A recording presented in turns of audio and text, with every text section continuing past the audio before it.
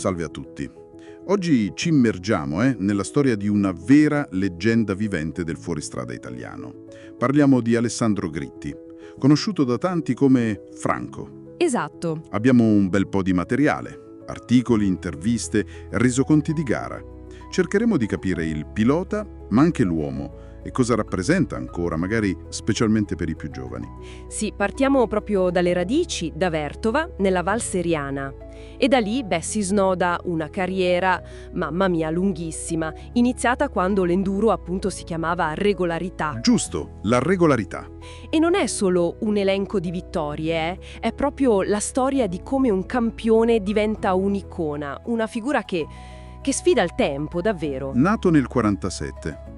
I numeri, parlano da soli. 14 titoli italiani, 5 europei, un'infinità di vittorie. Ma le fonti, sai, lo descrivono anche come una persona schiva, molto determinata. Con una tattica detta proprio da lui semplice. Salire sulla moto, aprire il gas a manetta e darci dentro fino all'arrivo.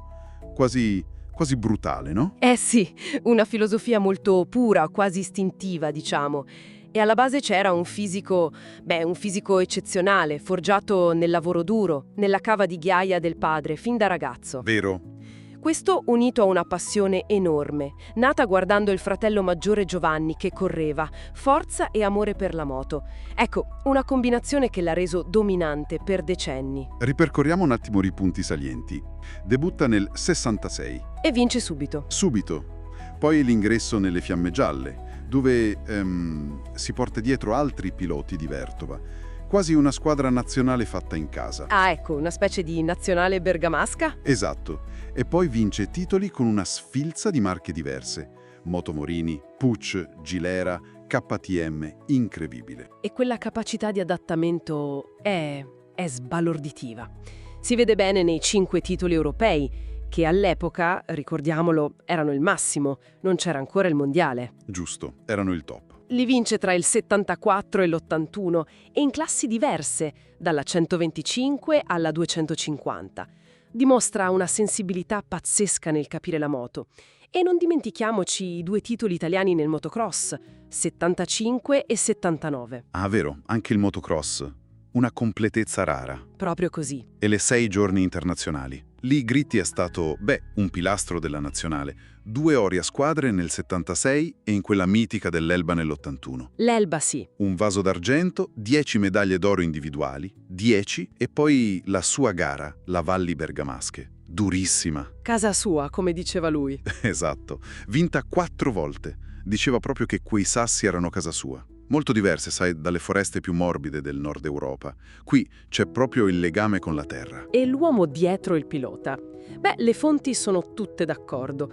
Riservato, poche parole, uno che preferisce far parlare i fatti, la pista. Sì, decisamente. E ancora oggi, cura personalmente le sue moto. Ha questa officina museo a Vertova, che è tipo uno scrigno. Ci sono le moto della sua carriera, cimeli, persino una rosa dei venti firmata da miti come Agostini. Che meraviglia. Questa cura della moto è parte di lui. Assolutamente, è parte della sua leggenda. C'è un aneddoto che mi ha colpito molto, quello del 76. Viene nominato Cavaliere della Repubblica.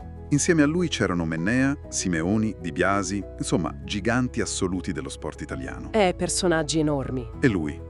Lui rimase quasi incredulo, si chiese se non ci fosse stato un errore. Questo secondo me dice tantissimo della sua umiltà, della sua percezione di sé. Sì, incredibile umiltà. E poi arriviamo a oggi, e questa è forse la cosa più pazzesca.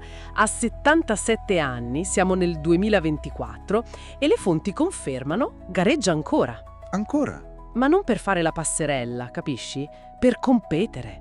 Si allena tutti i giorni sui sentieri di casa sua ed ha ancora filo da torcere a piloti che potrebbero essere suoi nipoti, letteralmente. È pazzesco. Ricordo la 6 giorni del 2016 in Spagna. A 69 anni, il pilota più anziano nella storia della 6 giorni. Esatto. E ha corso anche Valli Bergamasche e Revival recenti, sempre lì a lottare. Questa longevità lo proietta in un'altra dimensione. Non è solo un ex campione. È tra i 15 piloti mondiali del secolo. Gli hanno dedicato una piazza vicino a Francoforte. Addirittura una piazza?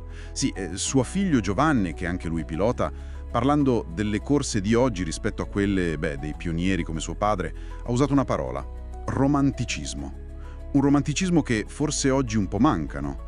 E che suo padre incarna alla perfezione. Hai detto bene, romanticismo. Quindi Gritti non è solo, diciamo, un nome nel passato glorioso del nostro motociclismo. È la testimonianza vivente di una passione che può davvero sfidare il tempo. È vero. È un simbolo di resilienza, di dedicazione totale e di questo legame fortissimo con le sue radici, con la sua terra. E questo lo rende un riferimento, una figura quasi mitologica anche per i giovani. Sì, incarna un modo di correre più viscerale, forse meno calcolato di oggi. Un corpo unico con la moto, che si prepara ancora lui, e con la sua terra bergamasca. Un approccio che affascina proprio perché sembra di un'altra epoca, ma è ancora qui.